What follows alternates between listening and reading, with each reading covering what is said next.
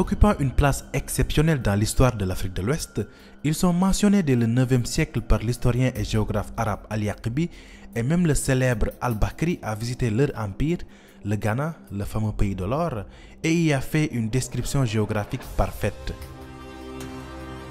Appelés Saraxolé par les Wolofs ou Maraka par les Bambara, ils se désignent eux-mêmes par le terme de Soninké, et le territoire qu'ils occupent actuellement s'étend sur 800 km d'est en ouest, de la moyenne vallée du Sénégal jusqu'au delta intérieur du Niger.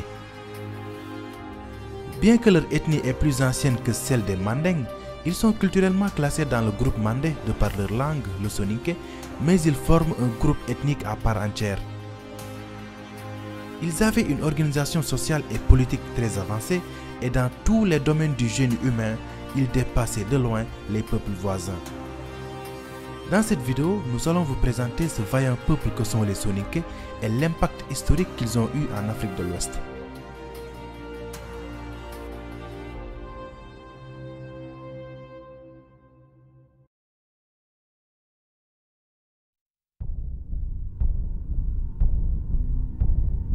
L'historien Abdoulaye Bathily évoque une origine saharienne des Soninké qui auraient migré vers le Sahel au fur et à mesure de l'achèvement du climat au 3e millénaire avant Jésus-Christ. Selon Germaine Dieterlen et Diarra Sylla, c'est un homme mystérieux qui répond au nom de Dinga qui serait l'ancêtre mythique des Soninké. Il était appelé Karé, c'est-à-dire ancien patriarche, et serait né en Égypte à Sona, nom que les Soninké avaient donné à Aswan. En Égypte, le Karé appartiendrait à la noblesse et était l'un des lieutenants du pharaon. Ainsi, selon cette thèse, les Soninké seraient originaires de la Haute-Égypte, dans la région de Sona, et selon la tradition orale Soninké rapportée par plusieurs Guesséré, autrement dit griots Soninké, leur nom même signifierait un habitant de Sona. C'est pour cette raison qu'ils sont aussi appelés Aswaniques, c'est-à-dire habitants d'Aswan. Après plusieurs années de service dans l'armée égyptienne, il décida de quitter l'Égypte après l'invasion de ce territoire par les Perses. Il arriva en Afrique de l'Ouest dans la région où se trouvent aujourd'hui le Mali, la Mauritanie et le Sénégal, et trouva sur place une nation d'agriculteurs, les Karo, qu'il réussit, lui et sa suite, à dominer. Les troupes de Dinka étaient d'excellents cavaliers, et ils étaient armés de lances, d'épées, de boucliers et d'armures de fer. C'est dans ce cadre que ces Soninké créèrent le royaume de Ouagadougou vers le 3e siècle avant Jésus-Christ. Igo Khassé Dinga est l'ancêtre des Soninké portant les patronymes de Ouagué, Diaby, Gassama, Doucouré, Sissé, Silla, Tandjan, Sohona, Touré, Djane, Berete, Saho, Sissoko, Bakayoko, Baradji et des patronymes qui en sont dérivés.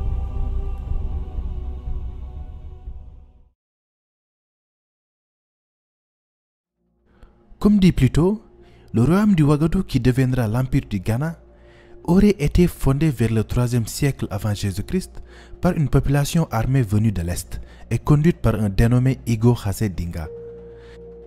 Les sources arabes sont à peu près d'accord avec la tradition orale Saraxolé. D'après le Tarikh et Soudan, histoire du Soudan en français, le Ghana aurait été fondé au 3e siècle avant Jésus-Christ par un peuple noir de cultivateurs. Une autre source, probablement occidentale, parle de la création du royaume par des Berbères venus du nord, fuyant l'invasion romaine. Le royaume fut par la suite dominé par les Soninké, peuple animiste vivant à la limite sud du Sahara. Mais cette thèse a été formulée en pleine période de colonisation pour nier l'origine noire de l'empire. Dans les premiers siècles de notre ère, le Ouagadougou, gouverné par Kayamagan Sissé, fondateur de la dynastie des Sissé Tounkara, finit par dominer un vaste territoire du fleuve Sénégal jusqu'au fleuve Niger. Le roi fondait son pouvoir sur le culte du Ouagadougou Bida, le dieu serpent, et portait le titre de Kayamagan ou roi de l'or.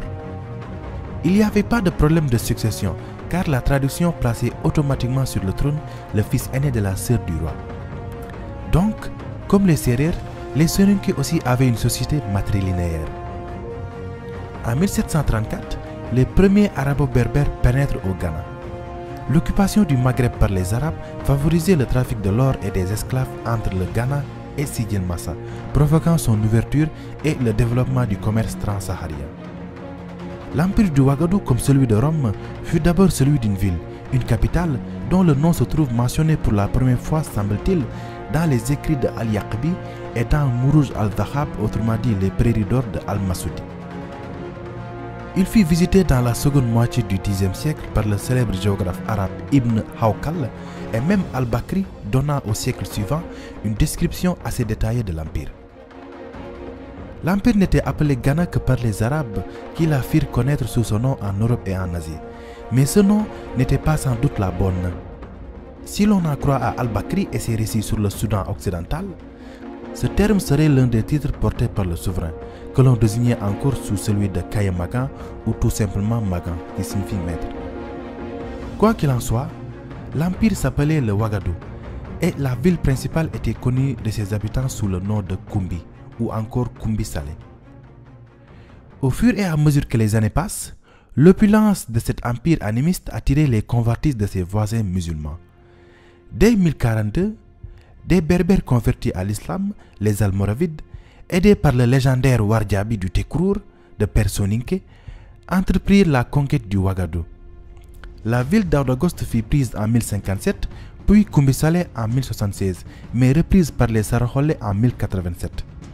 Cependant, le Ouagadougou se trouve très affaibli et alors débuta son lent déclin par un démembrement progressif. Les populations de l'empire, hostiles à l'islam imposé par la force, commençaient à immigrer. Ceci, additionné à la chasseresse qui avançait vers le sud, rendait le Ghana invivable.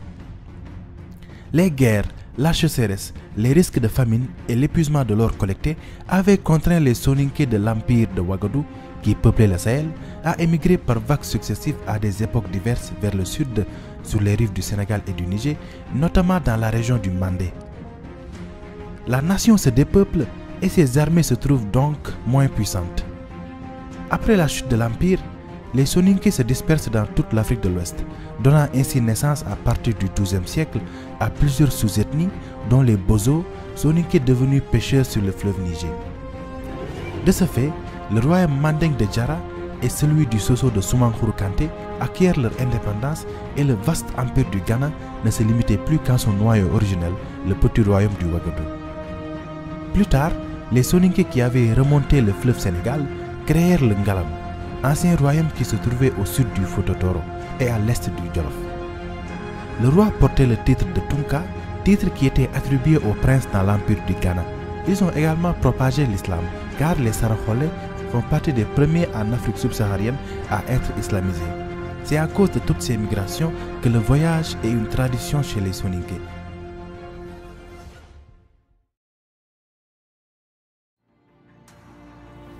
L'organisation sociale des Soninké est très hiérarchisée.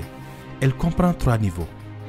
En premier, on a les nobles, hommes libres appelés Oro, auxquels appartiennent les Tunkalemu, princes prétendants à la couronne, les Mangou, courtisans guerriers ou confidents des Tunkalimu, et les Modilemu, imams, marabouts ou guides religieux. Ensuite, on avait les hommes de caste ou Nyahamala, auxquels appartiennent les forgerons, les travailleurs du bois, les griots ou les cordonniers. Et à la fin, on a les captifs ou Komo.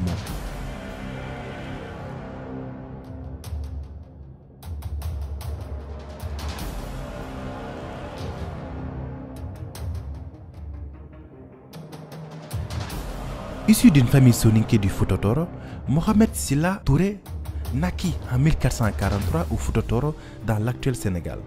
Il fut un lieutenant de l'armée et administrateur pendant le règne de Soni Alibert, l'empereur du Songhai. Gouverneur d'Ombori, il portait le titre de Omborikoy et faisait partie des élites musulmanes opposées à Soni Alibert en raison de la fidélité de ce dernier au vitalisme, c'est-à-dire à l'animisme. En 1492, Soni Alibert mourut noyé dans un torrent en faisant une expédition en pays gourmand au sud de l'Empire. Après la mort de l'empereur, sa succession allait se disputer entre son fils et successeur désigné Soni Baro et le général Mohamed Touré. Ce dernier comptait de nombreux soutiens parmi la population musulmane pratiquante dans l'armée impériale et parmi les dignitaires de Tombouctou qu'il allait mobiliser pour vaincre l'héritier légitime au terme d'un conflit de 2 mois et fonder une nouvelle dynastie en 1493, celle des Askia. Les premières actions de Laskia furent la reconquête de ce qui restait de l'Empire du Mali et de l'Empire Peul du Massina. Il lança une guerre sainte contre le royaume animiste de Mossi de Yatenga au sud, mais il se solda par un échec sanglant. Il accomplit des invasions réussies dans les États Haoussa à l'est et dans les régions occupées par les Berbères au nord, comme Agadez, Walata et les mines lucratives de Tegaza qui, par leur production du sel, allaient enrichir le Songhai pendant des décennies. Le règne de Laskia Mohammed sera marqué par un encouragement à l'islamisation de la région, produisant notamment une floraison de la vie intellectuelle à Tombouctou, dont les lettrés l'avaient soutenu dans sa prise de pouvoir et qui allait devenir l'un des plus grands centres intellectuels de l'islam. Devenu aveugle, il cède le pouvoir à son fils Moussa en 1529 et meurt en 1538 après avoir eu quelques 100 enfants de femmes de toute origine.